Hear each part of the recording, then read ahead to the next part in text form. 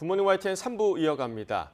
어제 서울 한낮 기온이 35도까지 오른 가운데 달궈진 열기가 밤에도 좀처럼 식지 않았습니다. 밤에도 서울 최저 기온이 25도 아래로 내려가지 않는 열대야 현상을 보여 공원 등에는 밤늦게까지 더위를 식히려는 사람들로 붐볐습니다. 보도에 이명준 기자입니다. 밤 9시가 가까운 시간이지만 많은 사람이 숲길을 거닙니다. 연신 부채질도 하고 시원한 음료도 마셔보지만 무더위를 쫓기에는 역부족입니다. 일 끝나고 나왔는데 너무 더워가지고 그냥 진짜 한 30분 정도만 산책하고 들어가 봐야 될 것 같아요. 한강공원에도 시민들이 몰렸습니다. 강바람이라도 느껴보려고 산책을 나왔지만 덥기는 이것도 마찬가지입니다. 오늘 아무래도 에어컨이 없으면 잠을 못 잘 것 같습니다. 네. 낮 동안의 뜨거운 열기가 좀처럼 식지 않으면서 이렇게 많은 시민이 한강변에 나와 있습니다. 서울은 어제 낮 최고 기온이 34.9도까지 올라 올해 가장 높은 기온을 보였습니다.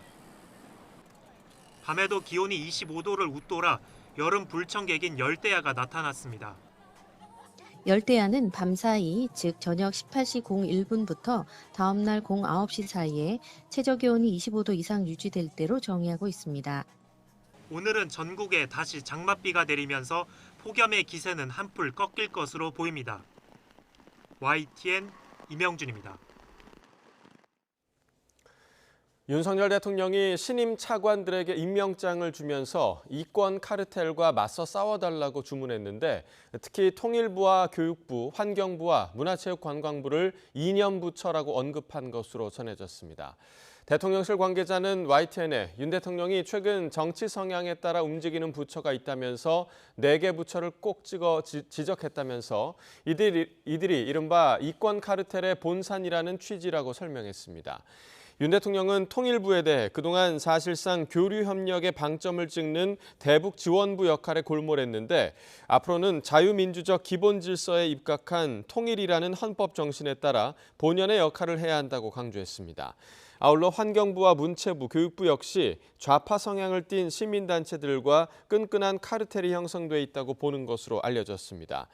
윤 대통령은 특히 신임 차관들에게 인사평가 중요성을 강조했는데 고강도 인적 쇄신이 이어질 거라는 관측이 나옵니다. 국회 윤리특위 윤리심사자문위원회는 거액 가상자산 논란을 일으킨 무소속 김남국 의원의 징계 논의와 관련해 앞으로 2차례 더 회의를 가진 뒤 징계 수위를 결정하기로 했습니다. 유재풍 자문위원장은 어제 국회에서 회의를 마친 뒤 기자들과 만나 오는 18일 추가 회의를 열고 이후에 한 차례 더 회의를 연 뒤 결론을 내겠다고 설명했습니다. 또 21대 국회의원 전원이 제출한 가상자산 소유 변동 현황 자료를 보고 이해충돌 여부도 심사해서 김 의원 징계 수위와 함께 결론 지을 것이라고 밝혔습니다. 더불어민주당과 정의당이 추경과 후쿠시마 오염수 문제는 물론 노란봉투법 등 쟁점 법안 처리에 정책 연대를 강화하기로 했습니다. 정부와 여당은 거부권 행사로 맞서겠다는 기존 방침을 고수하고 있어서 전국이 더 얼어붙을 것으로 보입니다. 손효정 기자입니다. 일본 후쿠시마 원전 오염수 방류 반대 단식 투쟁 8회째를 맞은 정의당 이정미 대표. 해양 투기를 일본이 끝까지 고집하는 이유는 단지 하나 도쿄전력의 비용을 아끼기 위함입니다. 국회에서는 더불어민주당과 정의당 원내 지도부가 한자리에 모였습니다. 단식 농성을 이어가는 이정미 대표와 민주당 우원식 의원 등의 힘을 실어주며 오염수 투기 반대 의원 모임도 만들기로 했습니다. 단식하시는 의원님들 건강도 걱정이 되고 그래서 단식을 얼른 해제할 수 있는 그런 상황을 우리가 만들었으면 좋겠습니다. 민생 경제를 위한 추경 편성과 노란봉투법, 이태원 참사 특별법 등 쟁점 현안 처리를 위한 야권 공조도 강화하기로 했습니다. 양당이 대여 공동 전선의 손을 맞잡은 데는 올해 상반기 야권 단일 대여가 대여 공세에 효과가 있었다는 판단이 작용한 것으로 보입니다. 다가오는 9월 정기국회와 내년 총선 일정을 앞두고 압도적 다수 의석으로 민생 드라이브를 걸어 야권 지지세를 결집하겠다는 전략과도 무관치 않다는 해석입니다. 가장 지금 시급하게 논의돼야 될 문제들이 바로 이제 민생 추경 문제인 것 같습니다. 노란봉투법 어떤 방식으로 적극적으로 추진할 것인지. 국민의힘은 물밑에서 야합하던 두 야당이 이젠 공개적으로 나라 경제를 위태롭게 하는 각종 법안 처리에 공조하기로 했다고 깎아내렸습니다. 특히 노란봉투법이 국회 문턱을 넘는다면 대통령의 거부권 행사를 건의하겠다는 방침을 명확히 했습니다. 국민의 관점에서 보면은 반드시 막아야 될 악법입니다. 그래서 당연히 이 악법을 막기 위한 우리 국민의힘이 할 수 있는 조치 당연히 할 것입니다. 하반기 국회에 들어서자마자 공조를 강화한 야권의 동향에 촉각을 곤두세우는 가운데 대통령실도 국회 내 수기 없이 만들어진 법이라 판단되면 거부권 행사를 적극 검토할 것으로 예상됩니다. 당이 요구하지 않더라도 이미 대통령실에서는 입장을 밝힌 바 있죠. 만약에 이번에 또 통과가 된다면 같은 상황을 우리가 맞이할 수 있다. 저는 이렇게 예상합니다. 민주당과 정의당이 쟁점 법안을 강행 처리한다면 양곡관리법과 간호법에 이어 세 번째 거부권 사태가 빚어질 가능성이 큽니다. 현재 분위기론 여야 모두 물러나지 않을 태세라 정치권의 대치 전선이 더 가팔라질 것이란 우려도 나오고 있습니다. YTN 손효정입니다. 더불어민주당 전당대회 돈봉투 사건의 핵심 인물로 꼽히는 송영길 전 대표의 전직 보좌관 박모 씨가 구속됐습니다. 최측근인 박 씨의 신병이 확보되면서 송영길 전 대표를 향한 검찰의 수사도 탄력을 받을 전망입니다. 권준수 기자가 보도합니다. 송영길 전 대표의 전직 보좌관 박모 씨가 영장 심사를 받고 나온 지 10시간 만에 법원이 검찰의 손을 들어줬습니다. 법원은 박 씨가 증거를 없앨 우려가 있다며 구속영장을 발부했습니다. 박 씨는 민주당 돈봉투 의혹의 이른바 키맨으로 꼽힙니다. 박 씨는 재작년 민주당 전당대회에서 송 전 대표를 당선시키려고 여러 현역 의원과 경선 관계자에게 돈봉투를 뿌리는 데 관여한 의혹을 받습니다. 앞서 박 씨는 법원에 들어서면서 쏟아지는 취재진 질문에 입을 굳게 다물었습니다. 전당대회 당시 6,700만 원 살포 혐의 인정하십니까? 송영길 대표가 지시한 건가요? 박 씨는 혐의를 전반적으로 부인했지만 검찰은 2시간 넘게 이어진 신문에서 PPT 자료 200여 장을 제시하며 혐의 입증에 주력했습니다. 특히 스폰서로 알려진 김모 씨로부터 받은 5천만 원을 비롯해 모두 6천만 원을 윤관석 의원에게 전달하고 이 돈이 봉투 20개에 300만 원씩 나뉘어 민주당 의원 20명가량에 살포됐다는 과정을 집중적으로 설명했습니다. 수사가 본격적으로 이뤄지기 전에는 박 씨가 송 전 대표의 후원 조직인 먹고 사는 문제 연구소 사무실에 PC 하드디스크 교체를 지시했다고 주장했습니다. 이 같은 증거인멸 정황을 바탕으로 구속 수사의 필요성을 입증한 겁니다. 돈봉투 수사는 윤관석, 이성만 의원의 체포 동의안 부결로 난관에 부닥쳐 있던 상황. 하지만 검찰이 캠프 실무를 총괄하고 증거인멸을 주도한 것으로 보고 있는 박 씨가 구속되면서 송 전 대표의 돈봉투 수사도 속도가 붙을 전망입니다. 돈봉투 수수 의원에 대한 특정도 마무리하고 조만간 이들을 소환할 것으로 보입니다. YTN 권준수입니다. 라파엘 그로시 IAEA 사무총장이 오늘 일본을 찾아 기시다 후미오 총리, 하야시 요시마사 외무상과 만납니다. 후쿠시마 제1원전 오염수 방류 계획을 평가한 IAEA 최종 보고서를 전달하고 평가 내용을 설명하기 위해서입니다. 이미 6차례 발표된 IAEA의 중간 보고서는 방류에 대해 문제가 없다고 밝힌 만큼 비슷한 의견을 내놓을 가능성이 큽니다. 그로시 사무총장은 또 후쿠시마 제1원전을 찾아 IAEA 사무소를 개설하고 오염수 방류 처리가 국제 기준에 맞게 이행되는지 살필 계획입니다. 중국이 반도체 생산의 핵심 원료인 갈륨과 게르마늄의 수출을 제한하겠다고 발표했습니다. 미국의 대중국 반도체 규제에 대한 보복으로 읽히는데 옐런 미 재무장관 방중 직전에 발표된 점이 눈에 띕니다. 워싱턴에서 권준기 특파원이 보도합니다. 중국 상무부가 다음 달부터 갈륨과 게르마늄을 수출 통제 대상에 올린다고 발표했습니다. 두 금속의 수출을 위해서는 상무부 허가를 받아야 하고 해외 구매자에 대한 정보도 상세히 보고해야 한다는 내용입니다. 중국 상무부는 수출 허가 검토가 중국 내각인 국무원까지 올라갈 수 있다고 밝혔습니다. 갈륨과 게르마늄은 태양광 패널과 컴퓨터 칩 등 다양한 제품에 널리 사용되는 광물로 유럽연합은 핵심 산업 원료로 분류하고 있습니다. 미 언론들은 미국 정부의 대중국 반도체 제재에 대한 맞대응 성격인 것으로 보고 있습니다. 월스트리트저널은 전문가 말을 인용해 이번 조치가 고성능 반도체 생산에 즉각적인 파급 효과를 가져올 것으로 전망했습니다. 중국이 광물 수출 제한으로 원료난을 일으킬 수 있다는 관측은 꾸준히 제기됐지만 예상보다 시점이 빨랐습니다.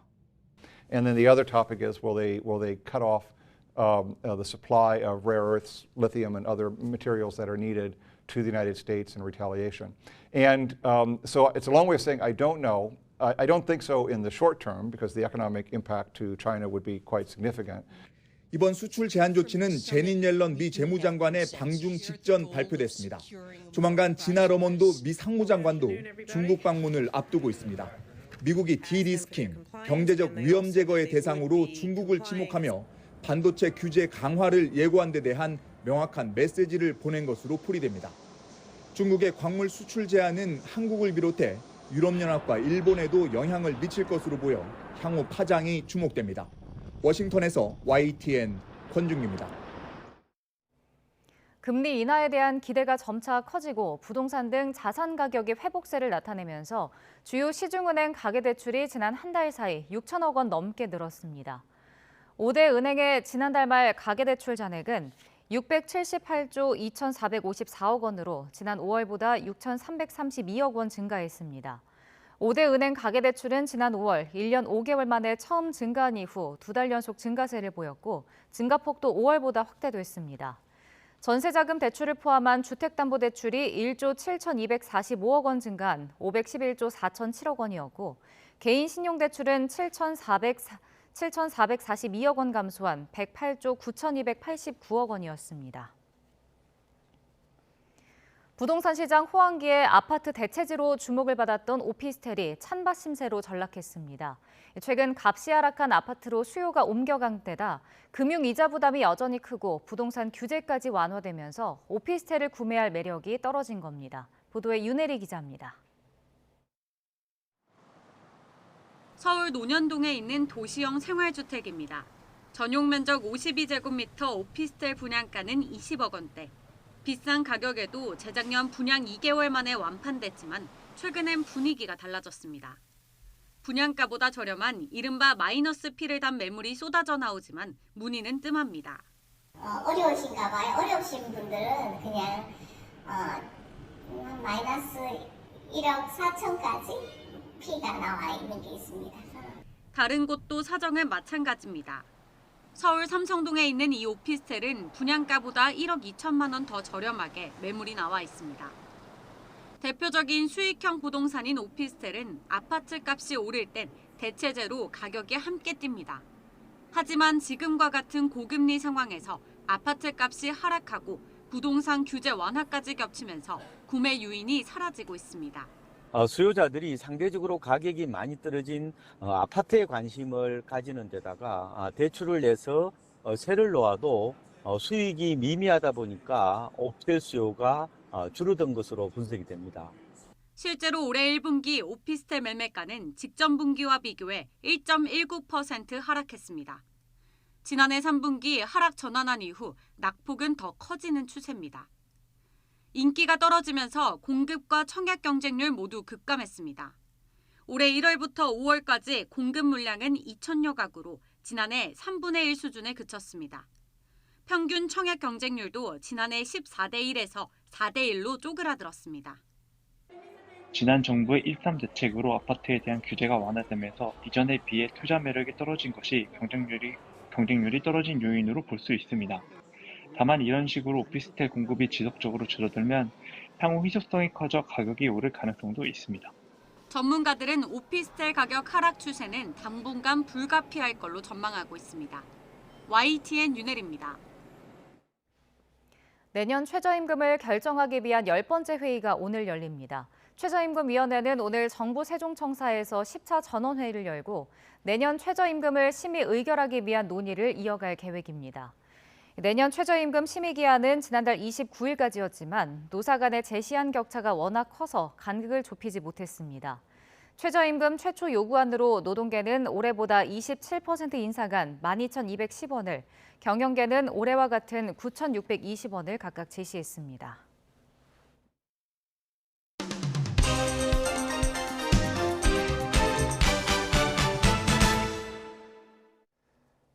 (7월 4일) 화요일입니다. 오늘 아침 신문은 어떤 소식 다뤘는지 짚어보겠습니다. 이현웅 아나운서가 정리해왔습니다. 어서 오십시오. 안녕하십니까? 네. 자, 오늘의 첫 번째 기사부터 보겠습니다. 자, 아스파탐, 이게 요즘에 제로 식품 굉장히 좀 많이 먹는데 제로 식품에 들어있는 그 감미료의 종류죠. 이 아스파탐을 WHO에서 발암물질로 분류할 수 있다라는 소식이 전해지면서 이거 먹어야 되는 거 맞냐 아니냐 이런 논란이 많은데 관련 내용 정리가 돼 있나 봐요? 맞습니다. 네. 아마 소비자분들이 이번 소식이 전해진 후에 가장 궁금해하는 건 정말 위험할까일 것 같은데요. 예. WHO 산하 국제암연구소는 발암 위험이 있는 물질을 4가지로 분류합니다. 지금 기사에 나와 있는 부분 보면서 설명을 드릴 텐데요. 그룹 1은 인체 발암 확인 물질, 그룹 2A는 인체 발암 추정 물질, 그리고 이번에 아스파탐이 포함될 가능성이 있는 그룹 2B는 인체 발암 가능 물질, 그리고 그룹 3은 분류할 수 없음이라고 보면 되겠습니다. 이 단계에 따라서 발암 위험성이 더 높거나 낮다라는 의미는 아닌데요. 인체 동물 실험으로 그동안 얼마나 증명됐는지를 기준으로 이렇게 분류하고 있습니다. 그래서 한 전문가는 국제암연구소의 분류는 소비자가 조심해야 한다라는 의미로 보기보다는 전문가와 정부기관이 향후의 연구나 정책 방향을 수립할 때 도움을 주기 위한 기준이라고 말하고 있습니다. 네, 자 여기 보시면 뭐 그룹 3까지 나뉘어져 있는데 이렇게 그룹을 나누면서 이 일일 섭취 허용량도 지금 조절을 하게 되는 거죠? 그렇습니다. 네. 한 전문가는 발암 등 유해 물질은 성분이 있고 없고의 문제가 아니라 얼마나 들어 있는지가 문제라고 했습니다. 그래서 허용치가 더 중요하게 느껴지는데요. 식약처는 현재로서는 아스파탐 사용량 기준이 안전하게 설정됐다고 판단하고 있습니다. 60kg 성인을 기준으로 보면 250ml 다이어트 콜라를 하루에 55캔 이상 마셔야 일일 허용량을 초과하는 수준이라고 말하고 있습니다. 다만 WHO의 앞으로의 발표와 또 오는 14일에 나올 식품첨가물 전문가위원회의 평가 결과를 보고 아스파탐의 위해성을 다시 들여다보겠다는 방침을 밝혔습니다. 네, 뭐 지금 말씀해주신 수치에 따르자면 뭐 안전한 것으로 보이는데 이 물질이 들어있냐 마냐의 문제가 아니라 어느 정도의 기준치를 가지고 있느냐를 잘 살피셔야 될 것 같습니다. 자, 다음 기사 보겠습니다. 자, 80세가 넘는 환자가 입원이 안 된다. 통합병동에서 경증 환자만 골라받았다는 소식이네요. 네, 그렇습니다. 간호간병 통합병동, 줄여서 통합병동이라고 부르는데요. 예. 이 보호자나 간병인 없이 간호사와 간호조무사 등이 환자를 돌보는 병동입니다. 가족들의 간병 부담을 줄이고 또 병원 내의 감염 관리를 위해 외부인의 출입을 줄이고자 만들어졌는데요. 최근 5년 동안 통합병동을 운영하는 의료기관이 33% 정도 증가했고요. 이용 환자도 2배 정도 늘었습니다. 문제는 도입할 때의 취지대로 운영되지 않고 있다는 점입니다. 네, 그러니까 취지대로 운영되지 않았다라는 거는 결국에는 이 경증 환자만 골라받았다 이 문제를 얘기하는 거죠. 맞습니다. 네. 고령이거나 상태가 좋지 않은 환자는 입원이 어려운 경우가 많다고 하는데요. 그래서 보호자들 사이에서는 기저귀를 차면 안 받아준다, 약간의 선망 증세만 보여도 쫓아낸다라는 말들이 나옵니다. 심지어 도입 취지와 다르게 보호자 상주를 요구하는 곳도 있다고 합니다. 하지만 병원 측의 입장을 들어보면 인력이 부족해서 어쩔 수 없다고 호소하고 있는데요. 복지부 지침상 환자 수를 간호사 1명당 5명에서 7명, 또 간호조무사 1명당 30명에서 40명을 기준으로 잡아뒀는데 이 기준이 현실과 맞지 않는다는 겁니다. 한편 인력 부족 문제는 병원들의 편법 때문이라고 보는 시선도 있는데요. 통합병동이 일반 병동보다 수가를 더 많이 받을 수가 있는데 이 때문에 간호 인력을 통합병동에 배치한 것처럼 신고를 해두고 실제로는 일반 병동에 근무시키는 일부 의료기관도 있다는 지적이 나오고 있습니다. 네, 지금 뭐 말씀해 주신 것처럼 물론 일부 의료기관이겠지만 오해를 부를 수 있는 이런 일부 의료기관의 편법 행위 근절돼야겠습니다. 자, 다음 기사 보겠습니다. 자, 7월 들어서 대곡소사선이 이제 정식 개통을 하면서 출근 시간이 줄어들 거다 이런 기대를 가진 분들 많으실 텐데 좀 반응이 엇갈렸던 것 같아요. 네, 그렇습니다. 경기 고양, 부천, 시흥, 안산 곳 같은 곳에 사는 분들은 아마 이번 대곡소사선 개통을 상당히 기대했을 것 같습니다. 출근 시간을 단축하기 위해서 대부분은 김포공항역으로 와서 환승을 하게 되는데요. 많이들 아시는 것처럼 김포공항역 이미 5호선과 9호선, 공항철도, 김포 골드라인이 지나고 있었습니다. 그러다 보니까 이전보다 훨씬 더 혼잡해졌다는 반응이 나오는데요. 여기에 폭염까지 겹치면서 출근길에 땀범벅이 된 시민들은 불편을 호소하고 있습니다. 네, 그러니까 9호선 같은 경우는 저도 이제 가끔 타는데 급행의 경우에는 평소에도 굉장히 혼잡하거든요. 그럼 혼잡도가 더 높아졌겠네요. 그렇습니다. 네. 아직 월요일 이용객 수가 발표되지는 않았지만 서울시는 9호선 급행열차의 혼잡도가 197%에서 219%까지 늘 걸로 예상하고 있습니다. 이에 맞춰서 역마다 안전요원을 배치하고 또 이달 31일부터는 열차를 4회 증편한다는 계획을 내놨는데요. 이미 지옥철보다 더한 지옥철을 경험한 시민들, 그 정도 대안으로 문제가 해결될까 하고 여전히 걱정하는 분위기입니다. 네, 시민들의 정말 안전한 출근길을 보장할 수 있는 그런 대안이 좀 마련이 됐으면 좋겠습니다. 자, 다음 기사 보겠습니다. 자, 서울신문 기사인데요. 자, 오늘 또 이제 장맛비가 전국에 내린다고 하는데 이렇게 장마철이 되면 장애인들의 걱정이 좀 많아진다고요. 맞습니다. 네. 휠체어를 탄 장애인들은 장마철이 되면 이동권에 상당한 제약이 생긴다고 합니다. 지금 사진에도 나와 있는데요. 전용 우비를 씌운 휠체어의 모습이었습니다. 배터리나 컨트롤러 등이 비에 취약하기 때문에 이렇게 미리 준비를 하고 나가야 하는 상황입니다. 하지만 기존에도 휠체어로 지하철을 타면 사람들이 불편해하는 게 느껴졌는데 이렇게 우비까지 씌우고 들어가면 더 눈치가 보인다고 합니다.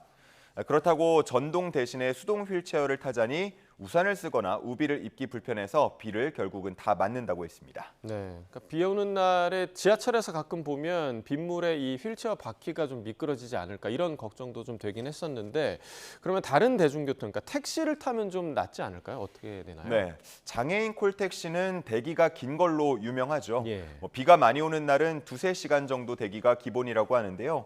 시간 맞추기도 쉽지 않고 또 급히 나가야 할 경우가 생기면 사실상 이동이 불가능하게 됩니다. 한 전문가는 이동권에 제약이 생기면 교육권이나 다른 권리 제약으로도 연결이 되기 때문에 콜택시를 더 원활하게 이용할 수 있게 하는 등 문제 해결이 시급하다고 말하고 있습니다. 네, 사실 비 오는 날은 비장애인들도 굉장히 좀 불편한 점이 굉장히 많은 그런 날이거든요. 그래서 장애인들의 이 이동권을 좀 개선하기 위한 그런 대책이 좀 나왔으면 좋겠습니다. 자, 마지막 기사 보겠습니다.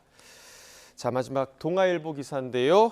사교육 이야기를 다룬 기사인 것 같은데 초등학교에 들어가기 전부터 학원 보내는 아이들 굉장히 좀 많잖아요. 맞습니다. 네. 영어 유치원이라고 불리는 유아 대상 영어 학원은 물론이고요. 국어, 수학, 심지어 요즘에는 코딩까지 요즘 취학 전부터 여러 학원을 다니고 있다고 합니다. 학부모들은 자녀의 재능이나 소질 개발을 위해서 또 선행 학습을 위해서 내 아이만 뒤처질까 불안해서 맞벌이를 하기 때문에 보육 차원에서 등을 이유로 학원에 보내고 있었습니다. 통계청은 사교육비 집계를 할 때 초, 중, 고 학생을 대상으로 하는데요. 전문가들은 영유아 사교육비가 제대로 집계가 된다면 초, 중, 고 못지 않을 거라고 보고 있었습니다. 네, 저희 아이도 지금 유치원생인데 사실 저희 아이는 따로 시키는 건 없습니다. 그냥 놀 시기가 아닐까라고 생각해서 따로 시키는 건 없는데 그래도 이제 남들이 다니니까 좀 걱정되는 마음은 있더라고요. 네, 그렇습니다. 긍정적인 측면도 있겠지만요. 이 전문가들은 아이들의 발달 단계를 무시하고 사교육을 시키게 되면 장기적으로는 학습 동기나 흥미를 떨어뜨릴 수 있다고 지적하고 있습니다. 당장은 성과가 나타나는 걸로 보일 수 있겠지만 오히려 자기 주도적 학습에 취약할 수 있다고 보는 건데요. 그럼에도 전문가들은 지금과 같은 입시 제도와 분위기가 이어진다면 이 사교육 열풍을 억누르기는 쉽지 않을 거라고 입을 모았습니다. 네, 그러니까 우리 교육이 입시에 모든 그 포커스가 맞춰져 있기 때문에 이 목표가 바뀌지 않는 이상 지금 이 교육의 본연의 의미를 추구하기는 좀 어려워지지 않을까라는 생각이 듭니다. 아이들의 미래를 위해서라도 조금 변화가 필요하지 않을까 하는 의견을 내봅니다. 굿모닝 브리핑 이현웅 아나운서와 함께했습니다. 고맙습니다. 감사합니다.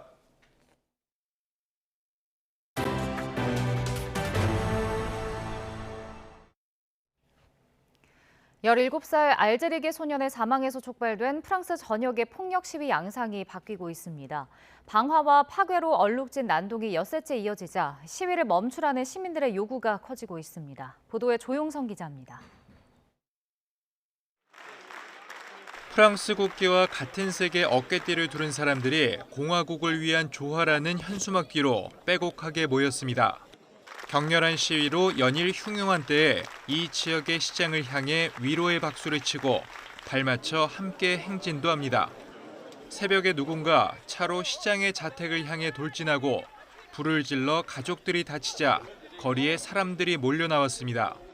지역사회가 충격을 받은 가운데 검찰은 살인미수 혐의로 수사를 개시할 예정입니다. touché au sein de sa famille, dans sa vie privée, quoi. Donc c'est quand même un événement plus que surprenant, inexplicable. Enfin, si explicable peut-être, mais surtout inexcusable. 다른 지역에서도 자중의 목소리가 높아지고 있습니다. 저소득층 이민자들이 차별에 불만을 품고 벌이는 과격 시위가 임계점을 넘어 공간보다 위협을 느끼는 사람이 더 많아지고 있습니다. Les violences urbaines de ces derniers jours, partout dans l'Hexagone, sont inacceptables. Nous les condamnons avec la plus grande fermeté, qu'elles se traduisent par des dégradations, des incendies, des pillages et pire encore, des agressions ou des tentatives d'assassinat. Des enfants, là, c'est des collégiens, vous voyez. J'ai pleuré même pour les parents, leurs enfants ont participé à casser, à brûler, vous voyez. Donc c'est vraiment triste en fait. 이처럼 시민들의 우려가 커지면서 지난달 30일 1,300명으로 집계된 하루 검거자 수가 150여 명으로 뚝 떨어지는 등 시위 규모가 줄었습니다. 경찰 등 4만 5천 명을 배치한 당국은 고무적으로 평가하면서도 앞으로 하루 이틀 정도 더 추이를 지켜봐야 한다는 입장입니다. YTN 조용성입니다. 이스라엘군이 팔레스타인 요르단강 서안의 난민촌에서 테러 세력 소탕을 목적으로 드론 등을 이용한 대규모 군사작전을 벌여 수십 명의 사상자가 발생했습니다. 팔레스타인 측은 이스라엘과 접촉을 중단하겠다고 밝히고 모든 선택지를 열어두고 있다며 보복 가능성까지 내비쳤습니다. 김진호 기자의 보도입니다. 이스라엘군은 요르단강 서안 북부 제닌 난민촌에 여러 건물을 공습하고 지상군 병력을 투입해 무장 세력을 제압했다고 밝혔습니다. 이스라엘군은 팔레스타인 무장 세력의 합동 상황실이 공격 목표였다고 밝혔습니다. So this operation started last night. We came in a precise surprise tactic attack from the air on the Jenin camp. We're focused on destabilizing and stopping the infrastructure of terrorism inside the camp. 이스라엘군은 이 장소가 테러범들의 범행 전후 회합 장소이자 관측소, 무기 및 폭탄 저장소, 통신센터로 쓰인다고 설명했습니다. 지난달 이스라엘인 4명이 사망한 총격 공격을 포함해 이스라엘 정착민에 대한 일련의 공격에 대해 강경 대응해야 한다는 국내 압력이 커지고 있는 상황에서 이뤄진 작전입니다. 이번 작전은 2000년 팔레스타인 주민의 2차 봉기 이후 서안에서 진행된 이스라엘군의 최대 작전입니다. 팔레스타인 자치정부는 이번 공격으로 최소 8명이 죽고 50여 명이 부상했다고 집계했습니다. 이스라엘군 측에서는 1명의 부상자가 나왔습니다. 팔레스타인 측은 이스라엘과 모든 접촉은 물론 치안 협력도 중단하기로 했다고 밝혔습니다. 국제사회의 개입을 촉구하며 강력하게 반발했습니다.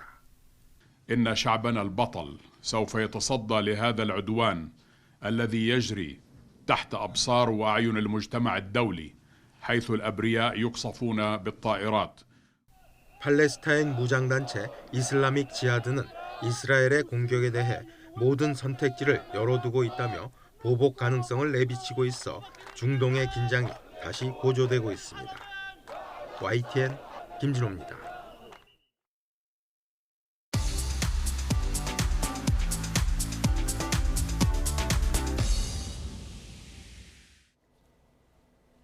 경제 소식을 빠르고 친절하게 전달해 드립니다. 오늘 굿모닝 경제는 허준영 서강대학교 경제학부 교수와 함께하겠습니다. 교수님 어서 오세요. 어서 오십시오. 자, 지난 4월에 국내 은행 연체율이 2년 8개월 만에 가장 높은 수준으로 상승한 것으로 나타났습니다. 특히 그 중소기업 대출 또 가계 대출 연체율 상승세가 좀 두드러졌는데, 그러니까 제때 지금 빚을 갚지 못하고 있다 이런 뜻이잖아요. 어떤 의미로 좀 해석이 될까요? 이게 지금 보면 가계대출이나 기업대출 쪽에서 말씀하신 대로 연체율이 다 올라가고 있습니다. 올해 들어서 계속해서 올라가고 있는데요. 이 올라가고 있는 것을 보면 수치 자체는 저희가 글로벌 금융위기 때나 아니면 2009년에서 코로나 때까지의 평균, 장기 평균이라고 저희가 보죠. 그게 글로벌 금융위기 때 한 0.8%였고요. 장기 평균 한 0.54% 정도 됩니다. 지금 연체율이 4월이 0.37%니까 연체율 자체의 수준은 올라오고는 있으나 아직 우리가 아주 긴 기간 동안의 평균적인 연체율보다는 아직 낮은 상태다. 근데 연체율은 당연히 고금리가 지속되고 하다 보니까 올라갈 수밖에 없는 현상인데, 그걸 보면 연체율이 과연 어디서 올라가고 있느냐를 보는 것이 저는 굉장히 중요하다고 생각하는데요. 저희가 보통 이제 신용이 좀 낮고 소득이 낮고 그리고 3개 이상의 금융기관에서 보통 대출을 하고 있는 차주들을 이제 취약 차주들이라고 부르잖아요. 근데 이런 취약 차주들의 연체율이 굉장히 높아지고 있는 것이 특징이고요. 그리고 이런 취약 차주들이 주로 어디서 대출을 하고 있느냐 하면 저축은행에서 대출을 하고 있고요. 그리고 대출의 상품의 성질로 보면 주담대 쪽보다는 주택담보대출 쪽보다는 신용대출이나 기타 대출 쪽에 지금 물려 있는 게 굉장히 많습니다. 그래서 이 부분이 지금 약간 연체율이 올라가면서 부실화 가능성이 있다 정도로 생각을 하면 될 것 같고요. 그러면 이게 이렇게 사실은 이제 금융권들은 서로 다 얽혀 있고 또 금융권들이 제조업이나 산업과 얽혀 있는 부분이 굉장히 연계성이 크기 때문에 이런 부분들에서의 연체율이 저희가 보통 시스템 리스크라고 부르죠. 금융권 전체의 어떤 신용 경색이나 이런 리스크로 번지지 않도록 모니터링하는 것이 필요하다고 생각을 하고요. 뭐 정리해서 말씀드리면 연체율 자체는 올라가고 있으나 수준은 지금 아주 높은 단계는 아니다. 그럼에도 불구하고 일부 특정한 쪽에서의 연체가 올라가고 있다라고 생각을 하시면 될 것 같습니다. 근데 이제 지난달에 5대 시중은행 가계대출 잔액을 보면 한 달 새 6천억 원 넘게 증가를 했거든요. 연체율도 어쨌든 좀 오르고 있기는 하고 가계대출도 이렇게 동시에 늘어나면 이거는 어떻게 저희가 봐야 될까요? 이제 가계대출은 우리나라가 굉장히 특징적인, 다른 나라에 비해서 더 특징적인 게 저희가 다 알고 있는 사실입니다. 뭐냐면 가계대출에서 주택 관련 대출이 차지하는 비중이 굉장히 높습니다. 그리고 우리나라 분들의 자산 중에 주택, 부동산이 차지하는 비중도 굉장히 높습니다. 뭐 미국의 2배가 넘고요. 뭐 이렇습니다. 비중으로 따지면. 그러면 결국은 최근에 가계대출 자체가 급격하게 늘고 있는 건 부동산 시장, 특히 서울이랑 수도권의 아파트를 중심으로 바닥을 쳤다라는 이제 심리가 있으니까 이 부분들이 이제 주택 관련 수요와 함께 가계대출 증가세로 가는 거고요. 연체율이 올라가는 부분은 제가 아까 말씀드린 대로 주택담보대출은 주로 고소득, 고신용자들한테 나가는 대출이었기 때문에 특히 그리고 은행권에서 제1금융권에서 나가는 대출이었기 때문에 이쪽은 연체율이 아직은 심각하지 않은 상황인데 연체율이 올라가는 건 뭐냐? 고금리, 고물가가 지속되다 보니까 아무래도 실질소득 감소 같은 것들이 일어날 수밖에 없고 그렇다면 이것을 어떤 부분 이제 빚으로 버티는 분들이 생길 수밖에 없고 그 부분들에 대해서 연체가 발생하는 것. 그러니까 어떻게 보면 서로 다른 지금 두 현상이 묶여서 벌어지고 있는 것 같은 느낌입니다. 네. 이런 상황 속에서 지금 연체율이 빠르게 상승하고 있는 은행 중에 하나가 새마을금고인데 정부가 그 새마을금고에 대해서 특별 점검에 나서기로 했다고 하더라고요. 최근에는 자금 이탈세까지 나타나고 있다. 이런 얘기도 좀 들리더라고요. 그렇죠. 그러니까 저희가 새마을금고가 왜 그렇게 연체율이 급격하게 올라갔느냐. 그러니까 먼저 어느 정도 올라갔느냐를 보면 저희가 신협이나 아니면 지역 그 농협들 같은 이 상호 금융기관들에 비하면 한 2.6배 정도 연체율이 높고요. 제가 아까 조금 취약할 수 있다는 연체율이 높은 부분일 수 있다는 저축은행들보다도 1% 정도 연체율이 높은 상황입니다. 그러니까 새마을금고 연체율이 굉장히 높은데 그럼 왜 높냐? 대표적인 이유로는 고금리가 지속되고 있고 그다음에 부동산 경기가 둔화되고 있는 부분이 있습니다. 근데 이거는 생각해 보시면 새마을금고에만 해당되는 일은 아닐 겁니다. 네, 전부 다 해당되는 일일 거고요. 그러면 이제 새마을금고의 어떤 대출 행태의 특징 중에 하나는 이제 금고별로 대출이 나가는데 일부 금고들에서 조금 방만한 대출 행태들이 좀 있었던 게 아니냐라는 얘기들이 지금 나오고 있습니다. 그렇기 때문에 금고별로 어떤 금고는 연체율이 좀 더 높은 금고가 있고 어떤 금고는 조금 더 낮은 금고 같고 이런 서로 다른 일부 높은 데는 30% 넘는 연체율이 보이는 데도 있다고 하더라고요. 그러면 결국 이제 그런 금고들에 대해서는 조금 더 면밀하게 지금 뭐 조사나 모니터링이 들어갈 수밖에 없는 상황이고요.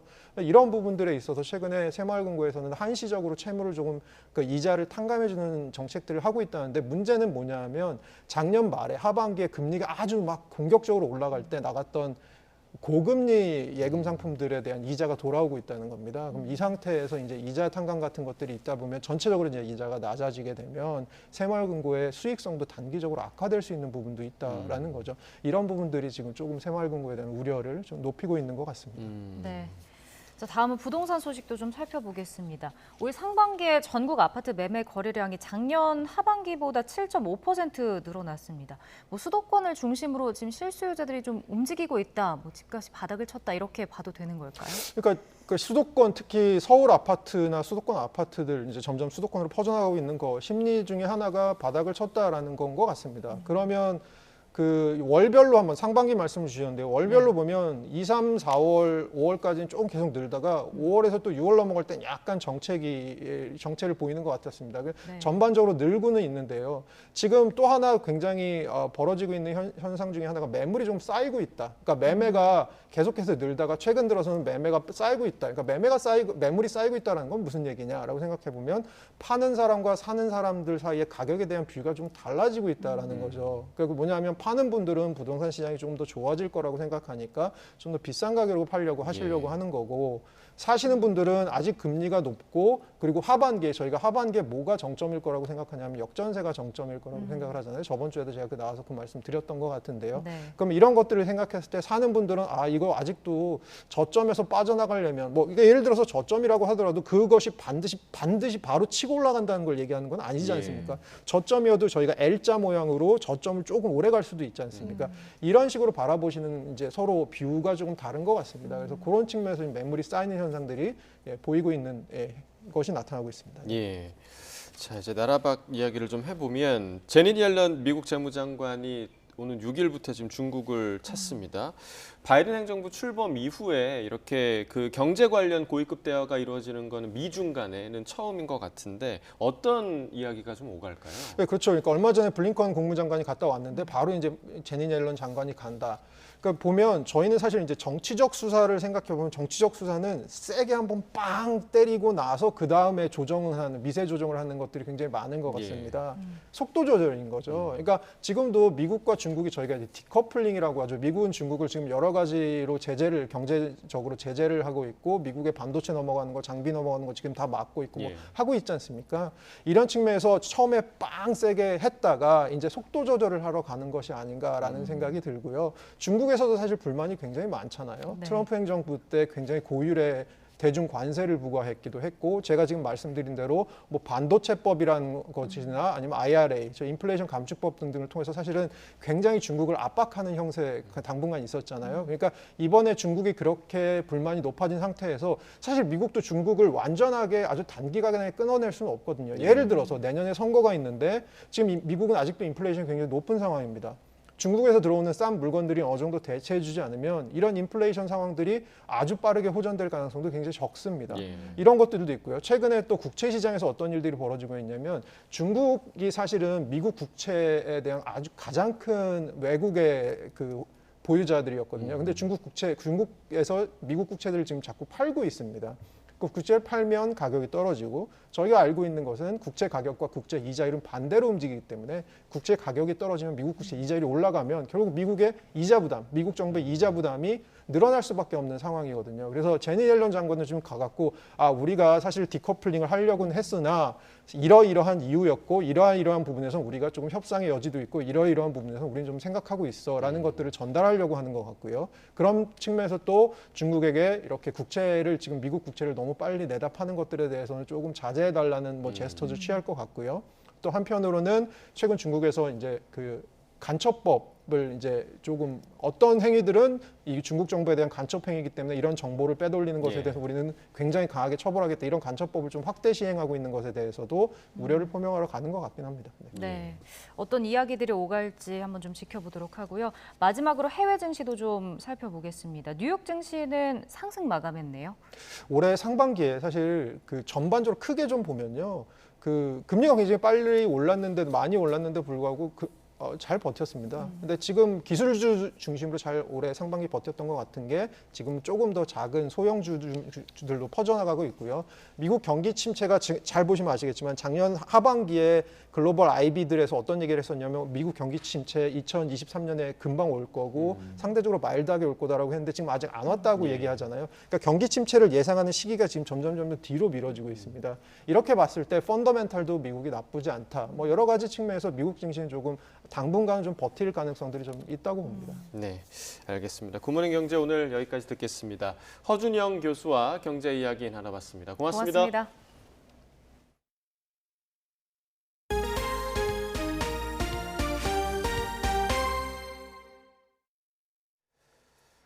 정부가 강제징용 사건과 관련해서 이른바 제3자 변제 해법을 수용하지 않는 피해자들에게 지급할 배상금을 법원에 공탁하기로 했습니다. 그러면서 설득 노력을 계속해 나가겠다고 했는데 정부 안에 반대하는 피해자 측은 불법이라며 강하게 반발하고 있어 법정 다툼이 전망됩니다. 신현준 기자가 보도합니다. 정부는 지난 3월 일제 강제징용 기업을 대신해 일제 강제동원 피해자 지원재단이 배상금을 지급하는 제3자 변제 해법을 발표했습니다. 확정 판결 원고 15명 가운데 생존 피해자 1명을 포함한 11명이 이 해법을 받아들였지만 생존 피해자 2명과 유족 2명 등 4명은 지금도 수용을 거부하고 있습니다. 정부는 해법 발표 약 4개월 만에 이 4명 몫의 판결금과 지연이자를 법원에 공탁하는 절차를 시작했습니다. 외교부는 공탁하면 피해자나 유족들이 언제든지 판결금을 수령할 수 있다며 공탁 이후에도 정부 해법에 대한 이해를 구하는 노력을 계속해 나가겠다고 강조했습니다. 그러면서 공탁 배경으로는 연락이 닿지 않아 공탁 절차를 거쳐야 하는 유족도 있고 일부 시민단체가 최근 판결금을 대신 지급하겠다는 모금 활동을 시작한 점 등을 꼽았습니다. 또 판결금 지연 이자가 연 20%나 돼 판결금을 먼저 받은 사람과 늦게 받는 사람들과의 형평성 문제도 고려했다고 설명했습니다. 이에 대해 수령을 거부하는 피해자 측은 공탁이 불법적이고 부당한 조치라며 반발했습니다. 오늘 재단의 변제 공탁은 채권자의 명확한 의사에 반하여 이루어진 것이기 때문에 변제로서의 효력 또한 없습니다. 또 공탁서가 제출되면 유효하지 않다는 의견서를 제출하고 공탁 무효 소송도 검토할 예정입니다. YTN 신현주입니다. 방송통신위원회가 내일 전체 회의를 열어 KBS 수신료 분리징수 방안이 담긴 방송법 시행령 개정안을 의결할 예정인 가운데 이를 둘러싼 여야의 신경전이 고조되고 있습니다. KBS가 문재인 정부의 나팔수 역할을 했다는 여당의 공세에 야당은 윤석열 정부의 언론 탄압이 도를 넘었다고 비판했습니다. 정현우 기자의 보도입니다. 국민의힘 소속 과방위원들은 조작방송과 방만 경영을 일삼았다고 KBS를 비판하면서 대통령실의 수신료 분리징수 방침에 힘을 실었습니다. KBS가 문재인 정권 비호 아래 친민주당 세력의 나팔수로 활약했다고 주장하며 KBS에 대한 수신료 분리징수 여론이 압도적이라고 강조했습니다.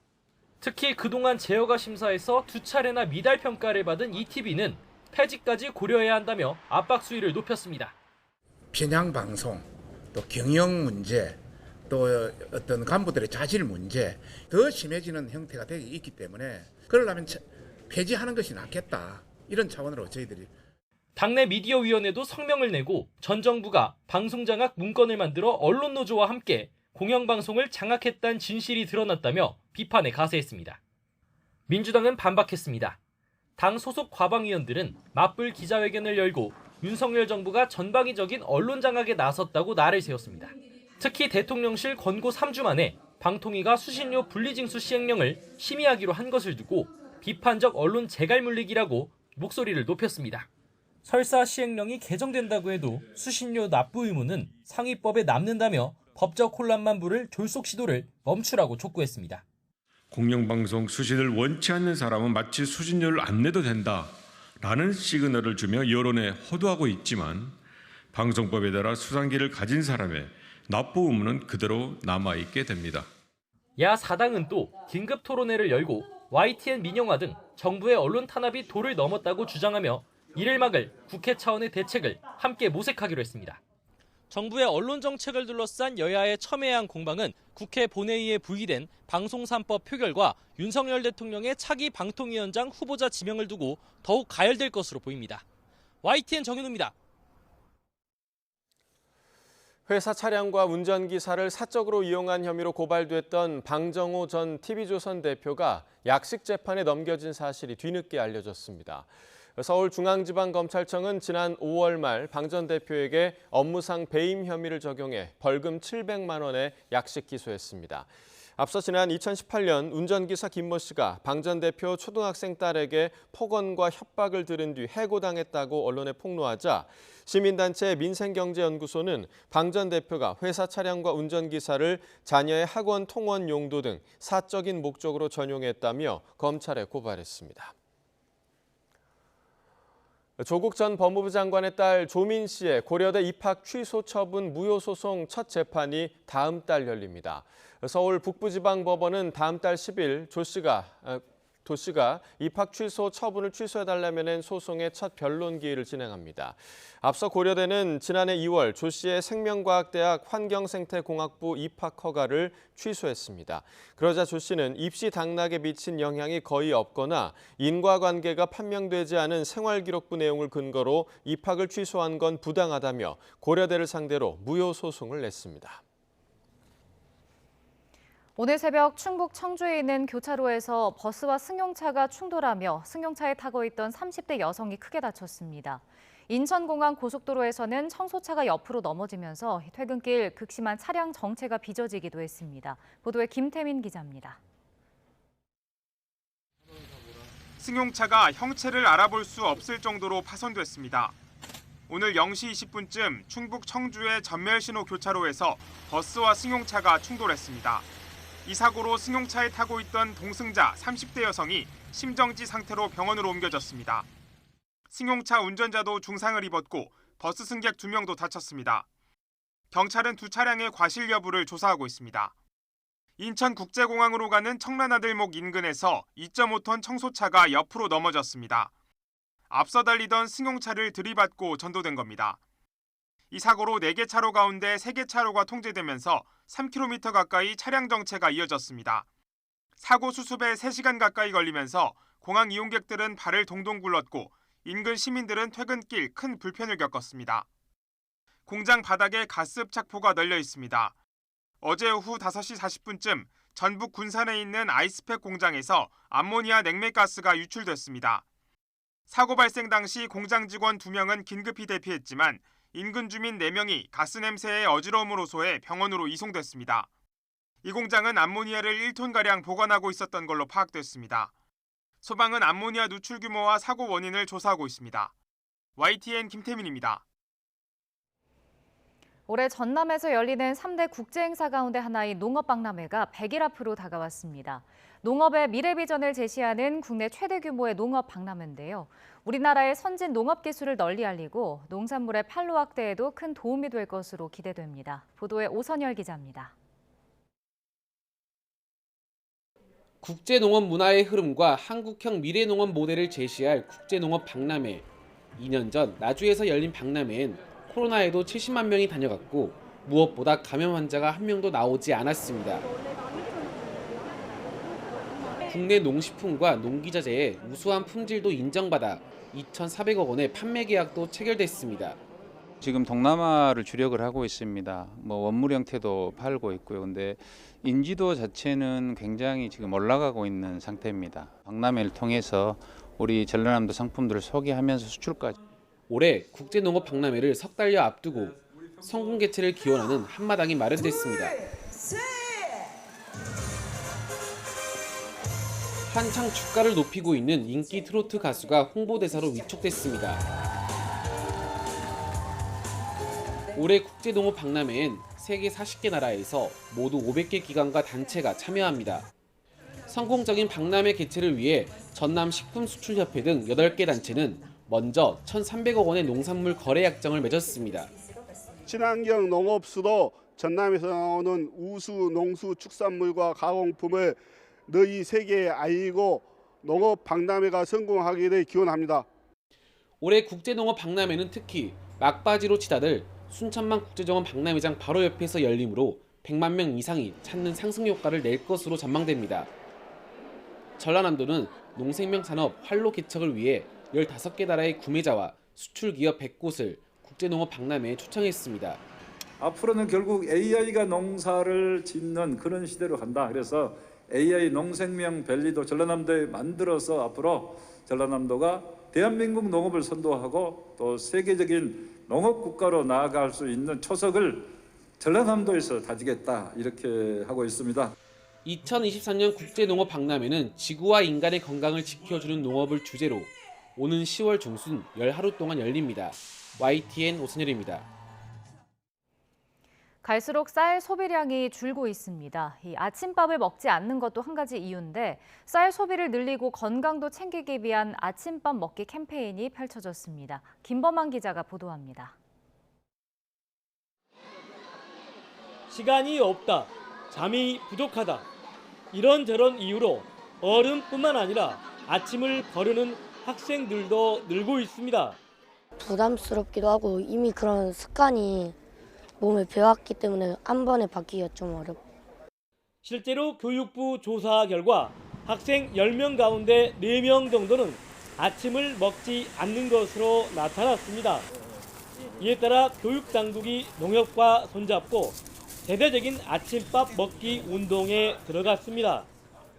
아침 식사를 하게 되면은 두뇌 활동이 활발해져서 수업에 대한 집중도도 높이고 또 요즘에 이제 학생들이 비만도 문제거든요. 그래서 규칙적인 생활도 할 수 있어서 좋은데 이게 점점 학생들이 아침 식사하는 습관이 줄어들고 있습니다. 초등학교 정문 입구에서 삼각 김밥 나눔이 한창입니다. 전남에서 직접 육종한 쌀로 만들어졌습니다. 학생들은 꿀맛 같은 삼각 김밥을 후딱 해치웁니다.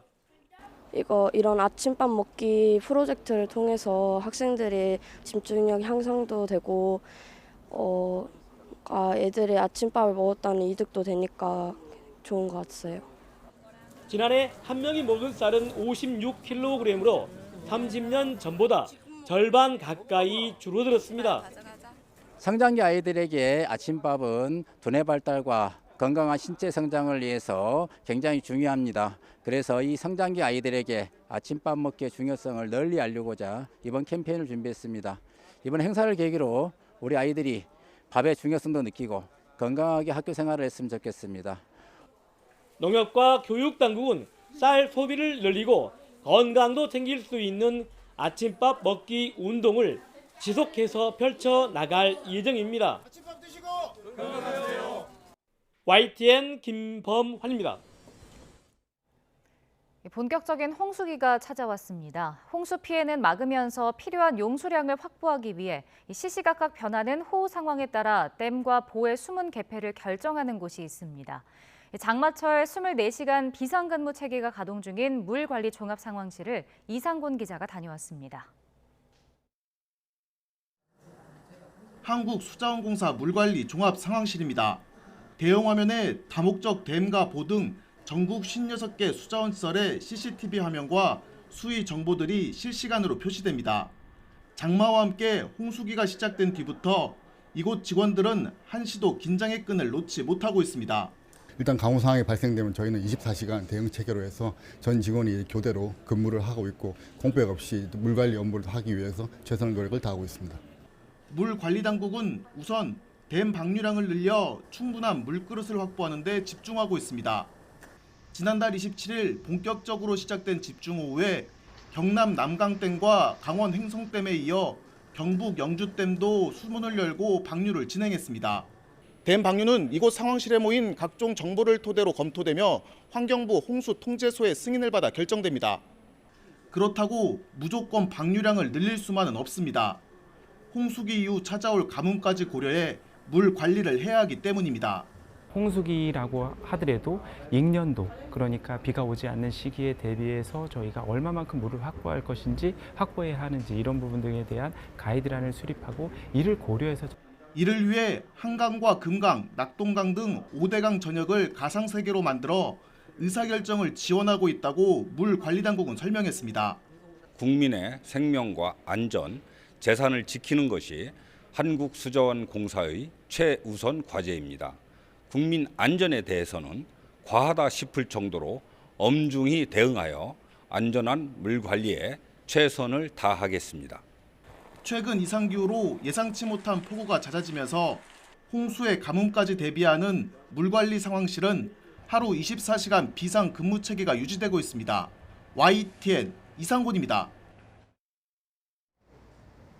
오늘은 장마 전선이 다시 북상하면서 전국에 장맛비가 내리겠습니다. 일부 서쪽 지방은 이미 비가 시작됐고요. 오후에는 그 밖에 전국으로 비가 확대되겠습니다.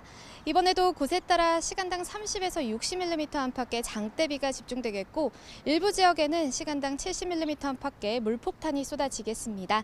비 피해가 발생하지 않도록 각별히 유의하시기 바랍니다. 현재 레이더 화면부터 살펴보도록 하겠습니다. 최전선상에서 발달한 저기압의 영향으로 충남과 호남에 비가 내리고 있습니다. 특히 호남 지방에는 시간당 20mm 안팎의 강한 비가 집중되고 있는데요. 이 지역은 오늘 오전과 내일 새벽에 집중 호우가 쏟아지겠고 서울 등 중부지방과 경북 북부는 취약 시간대인 오늘 밤과 내일 새벽 사이, 경남 남해안과 제주도는 내일 새벽부터 아침 사이 국지성 호우가 예상됩니다. 예상되는 비의 양은 수도권과 충남, 호남과 제주도에 150mm 이상, 강원과 충북에도 120mm가 넘는 큰 비가 내리겠습니다. 이미 많은 비가 내려 지반이 약해져 있는 만큼 피해 입지 않도록 주의를 기울여 주시기 바랍니다. 지난 밤사이 서쪽 지방 곳곳에서 열대야가 나타났는데요. 오늘 낮 동안에는 비가 내리며 더위가 잠시 쉬어가겠습니다. 서울 29도, 대전 28도로 어제보다 3에서 6도가량 낮겠습니다. 비는 내일 오전에 대부분 그치겠고요. 이후에는 다시 맑고 무더운 날씨가 이어지겠습니다. 주 후반에는 남부와 제주도를 중심으로 또 한 차례 장맛비가 내릴 전망입니다. 오늘과 내일 비가 내리는 지역에서는 가시거리가 짧고 도로가 많이 미끄러울 것으로 보입니다. 보행자와 운전자 모두 교통안전에 각별히 유의하시기 바랍니다. 지금까지 YTN 원희다입니다. 네, 이상으로 화요일 굿모닝 YTN 마칩니다. 잠시 후 뉴스라이더가 방송됩니다. 시청해주신 여러분 고맙습니다.